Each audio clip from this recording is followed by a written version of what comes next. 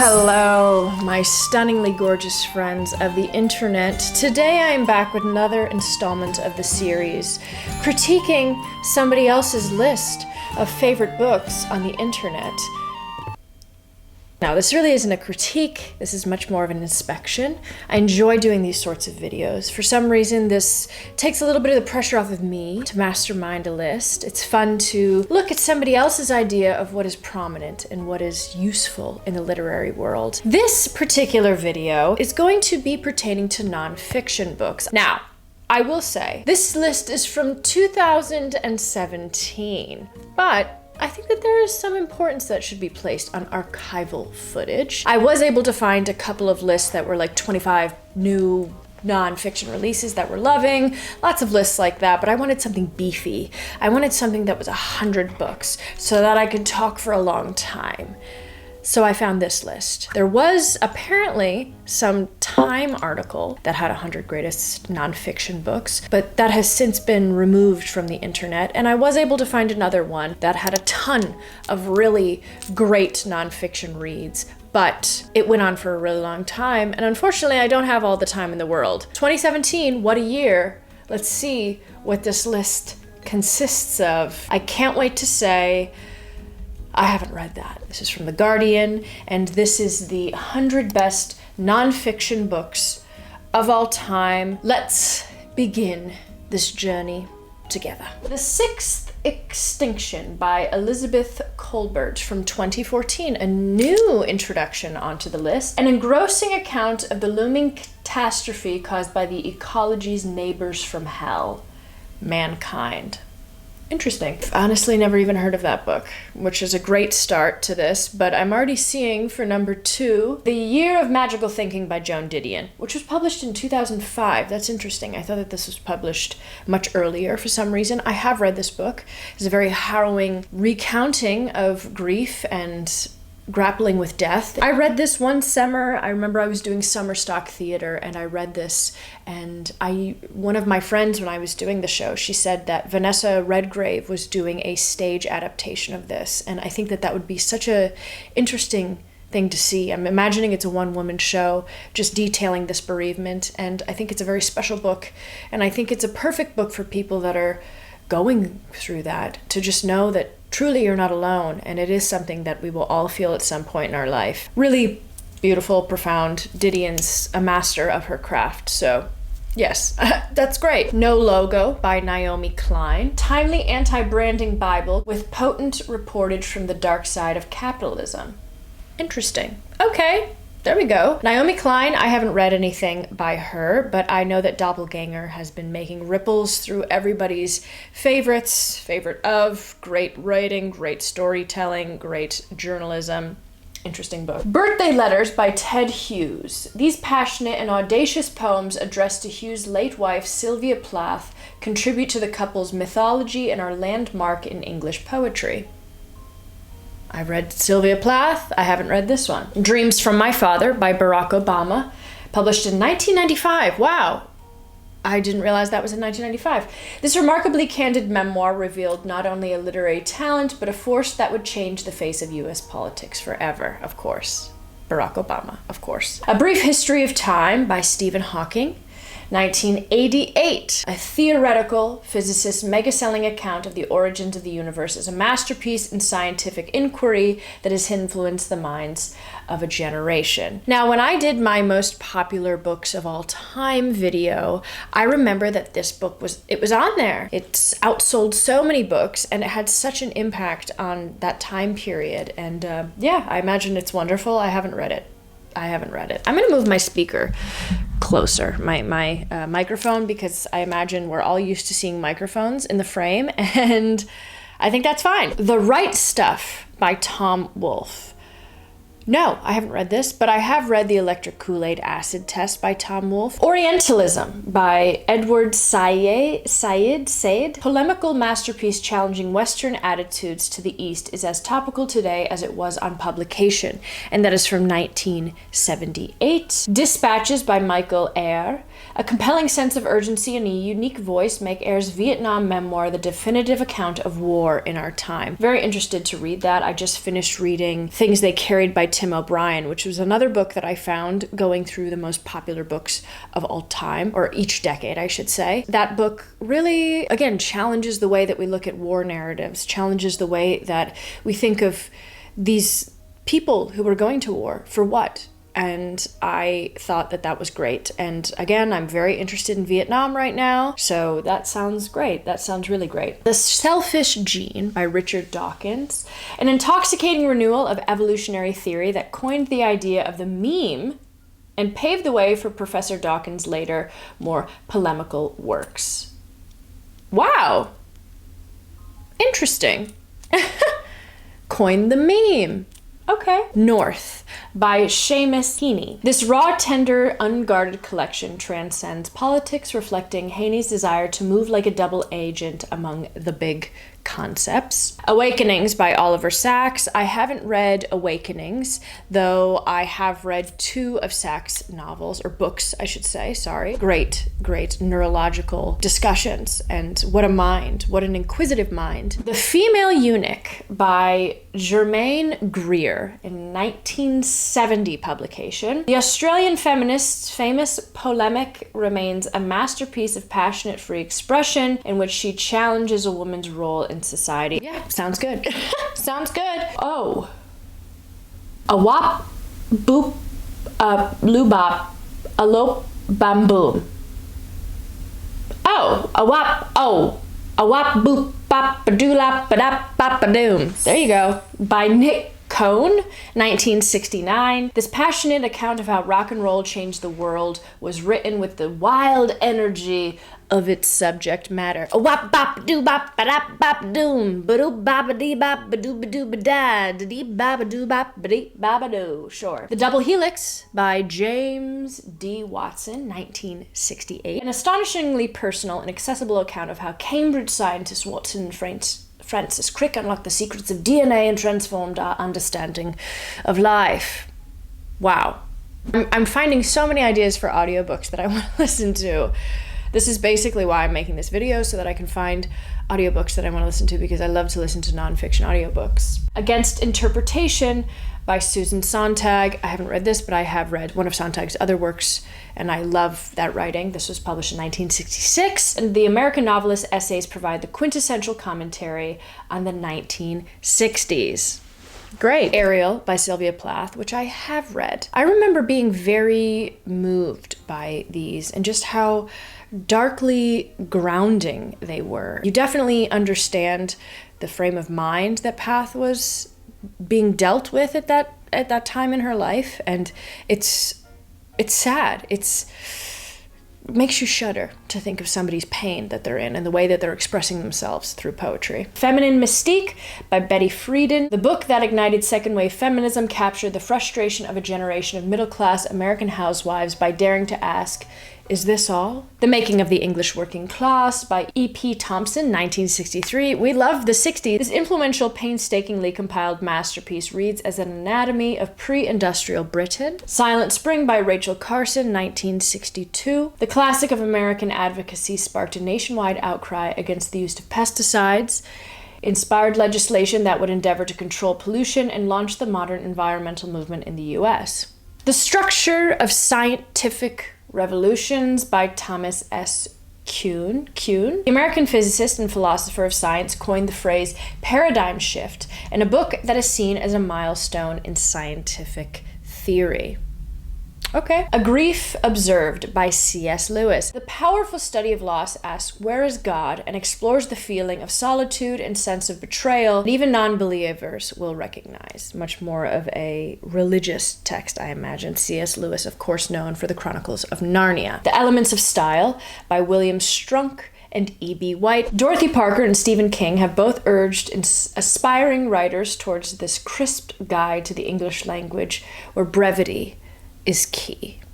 I like that.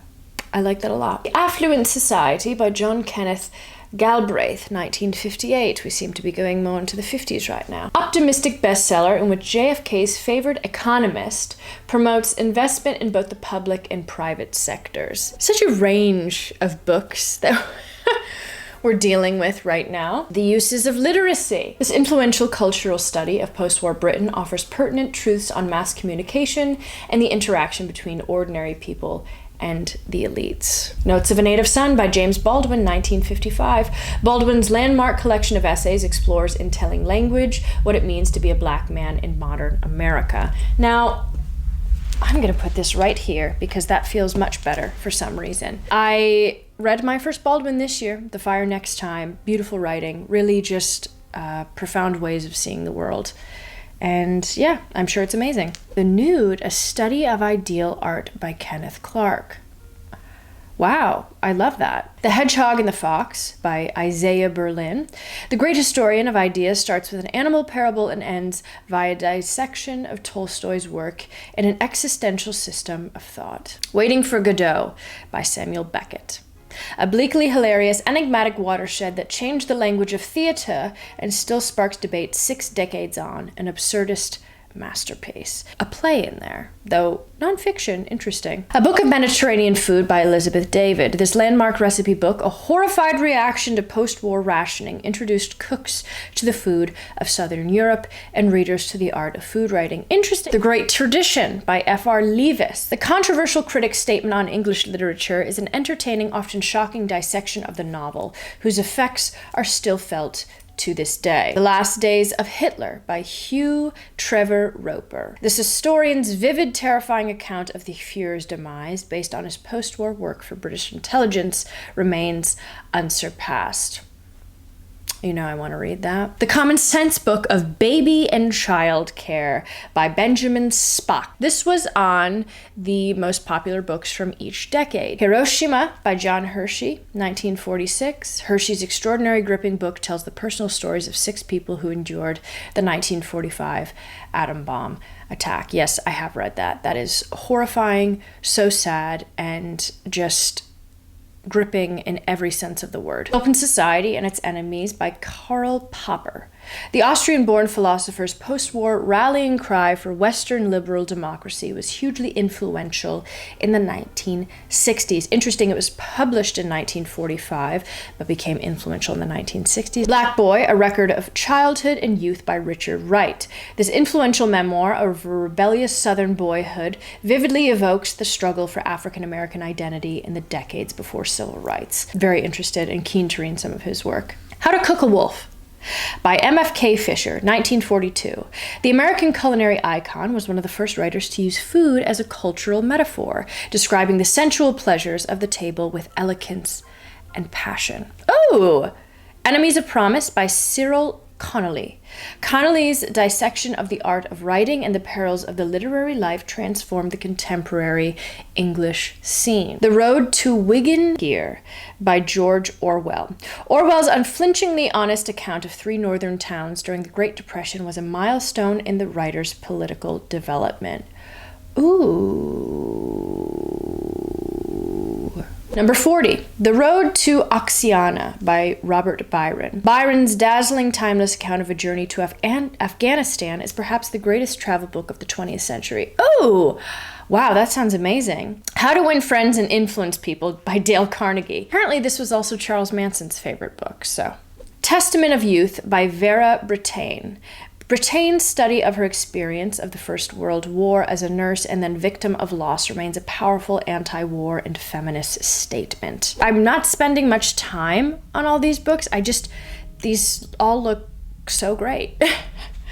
So great. My Early Life, A Roving Commission by Winston Churchill. Goodbye to All That by Robert Graves. Graves' account of his experiences in the trenches of the First World War is a subversive tour de force. It's interesting when people say, what is your Roman Empire? I think about World War II all the time.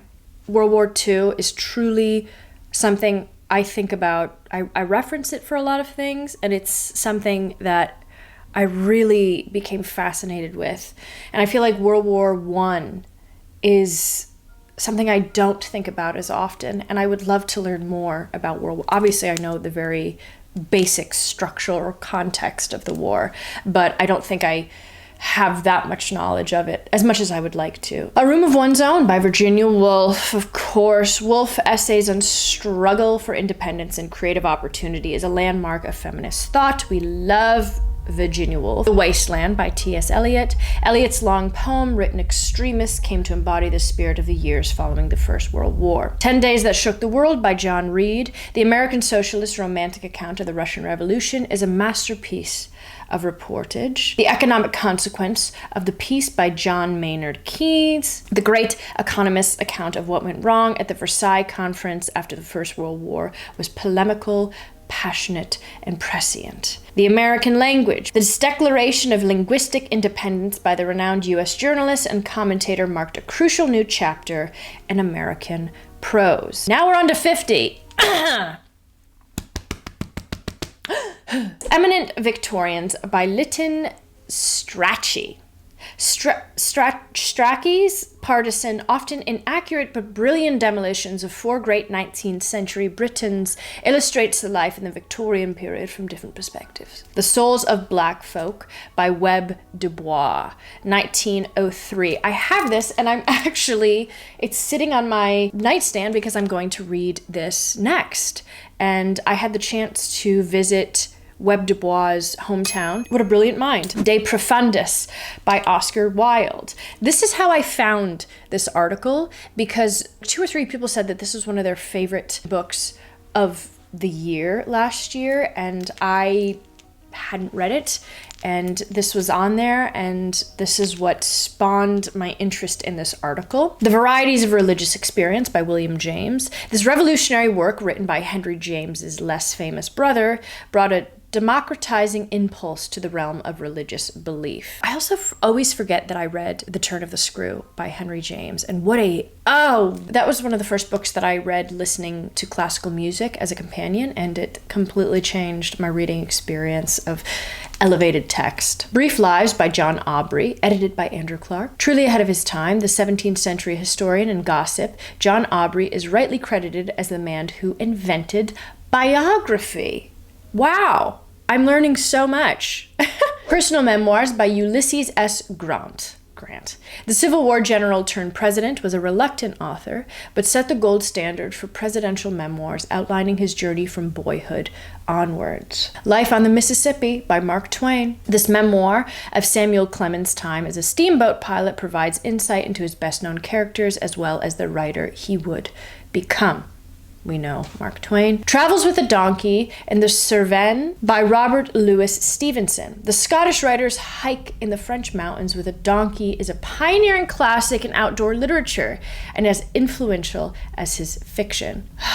You know, I love that outdoor writing. I love it. Nonsense Songs by Edward Lear. The Victorians loved wordplay, and few could rival this compendium of verbal delirium by Britain's laureate of nonsense. Culture and Anarchy by Matthew Arnold. Arnold caught the public mood with this high-minded but entertaining critique of Victorian society, posing questions about the art of civilized living that still perplex us. On the Origin of the Species by Charles Darwin. Darwin's revolutionary, humane, and highly readable introduction to his theory of evolution is arguably the most important book of the Victorian era. On Liberty by John Stuart Mill, 1859. This fine lucid writer captured the mood of the time with a spirited assertion of the English individual's rights. The Wonderful Adventures of Miss Seacole in Many Lands by Mary Seacole.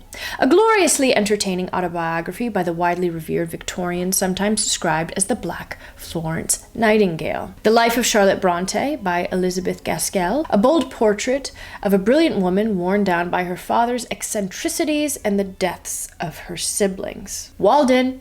I have this, and I started it, and I need to finish it. This account of one man's rejection of American society has influenced generations of freethinkers. Thesaurus, 1852.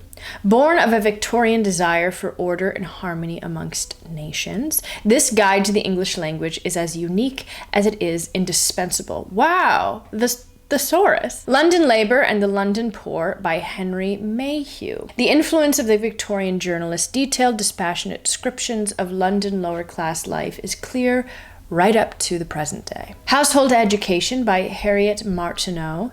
This protest of the lack of women's education was as pioneering as its author was in Victorian literary circles. Narrative of the Life of Frederick Douglass, an American Slave by Frederick Douglass. I also have this book. I also plan to read it this year. This vivid memoir was influential in the abolition of slavery, and its author would become one of the most influential African Americans of the 19th century. Essays. New England's inventor of transcendentalism is still revered for his high-minded thoughts on individuality, freedom, and nature expressed in 12 essays. Domestic Manners of the Americans by Francis Trollope. Rich in detail and old-world snobbery, Trollope's classic travelogue identifies aspects of America's national character still visible today. You know I want to read that. An American Dictionary of the English Language by Noah Webster. Ring any bells? The original sold only 2,500 copies and left its author in debt. Wow. Confessions of an English Opium Eater by Thomas de Quincey. An addiction memoir by the celebrated and supremely talented contemporary of Coleridge and Wordsworth, outlining his life hooked on the drug. Tales from Shakespeare by Charles and Mary Lamb. A troubled brother-sister team produced one of the 19th century's best-selling volumes and simplified the complexity of Shakespeare's plays for younger audiences. Honestly, I would read that because I am an actor, but I have a lot of trouble with Shakespeare text. I'm not that great of an actor, I guess. Travels in the Interior Districts of Africa by Mungo Park. The Scottish explorer's account of his heroic one-man search for the River Niger was a contemporary bestseller and a huge influence on Conrad, Melville, and Hemingway. The Autobiography of Benjamin Franklin by Benjamin Franklin. The U.S. Founding Father's Life, drawn from 4 different manuscripts. A Vindication for the Rights of Woman by Mary Wollstonecraft. This radical text attacks the dominant male thinkers of the age and laid the foundations of feminism.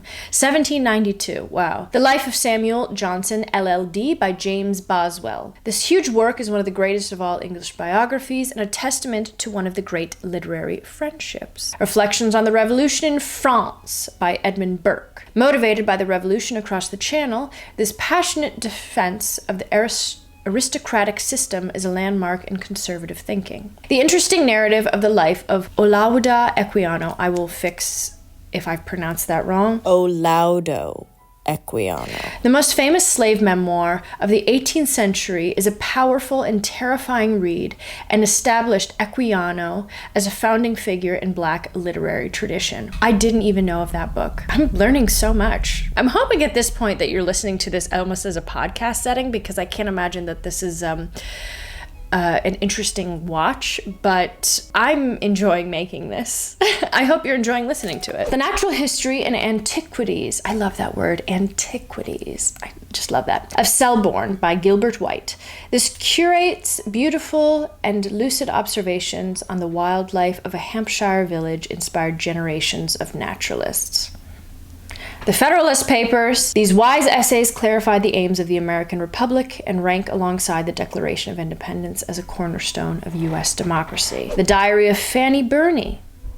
Burney's acutely observed memoirs open a window on the literary and courtly circles of the late 18th century England. The History of the Decline and Fall of the Roman Empire by Edward Gibbon. I was just talking to my dad about this, and it's funny how things work full circle. I was literally just talking with my dad about this. The Wealth of Nations by Adam Smith. Blending history, philosophy, psychology, and sociology, the Scottish intellectual single-handedly invented modern political economy. Common Sense. This little book helped ignite revolutionary America against the British under George III. A Dictionary of the English Language by Samuel Johnson. Dr. Johnson's decade-long endeavor framed the English language for the coming centuries with clarity, intelligence, and extraordinary wit. A Treatise of Human Nature by David Hume. This is widely seen as the philosopher's most important work, but its first publication was a disaster. A Modest Proposal by Jonathan Swift. The satirist's jaw-dropping solution to the plight of the Irish poor is among the most powerful tracts in the English language. A Tour Through the Whole Island of Great Britain by Daniel Defoe. Readable, Reliable, full of surprise and charm, Defoe's tour is an outstanding literary travel guide. 90. An essay concerning human understanding by John Locke. Eloquent and influential, the Enlightenment philosopher's most celebrated work embodies the English spirit and retains an enduring relevance. The Book of Common Prayer by Thomas Cranmer. 1662. Cranmer's Book of Vernacular English Prayer is probably the most widely read book in the English literary tradition. The Diary of Samuel Pepys by Samuel Pepys. Pepys, not Pepys, Pepys. Portrait of an extraordinary Englishman whose scintillating first-hand accounts of Restoration England are recorded alongside his rampant sexual exploits. Oh! Okay, I wasn't expecting that latter half. Hydriotaphia, urn burial, or a brief discourse of the sepulchral urns lately found in Norfolk by Sir Thomas Browne. Browne earned his reputation as a writer's writer with his dazzling short essay on burial customs. Wow. Leviathan by Thomas Hobbes. Hobbes' essay on the social contract is both a founding text of Western thought and a masterpiece of wit and imagination. Areopagitica. Yeah, there we go. I got it. Today, Milton is remembered as a great poet, but this fiery attack on censorship and a call for a free press reveals a brilliant English radical. I feel like I'm going to be reading a lot of these older texts just as reference points. You know, you think a lot of the world changes and the world revolutionizes so often, but people never change. And it's interesting to reference 400 years ago almost, things that people were still agitated and moved about. Devotions Upon Emergent Occasions by John Donne. The poet's intense meditation on the meaning of life and death is a dazzling work that contains some of his most memorable writing. The First Folio by William Shakespeare. The first edition of his plays established the playwright for an all-time in a trove of 36 plays with an assembled cast of immortal characters. The Anatomy of Melancholy, oh, what a beautiful name, by Robert Burton. Burton's garrulous, repetitive masterpiece is a compendious study of melancholia, a sublime literary doorstop that explores humanity in all its aspects. 99.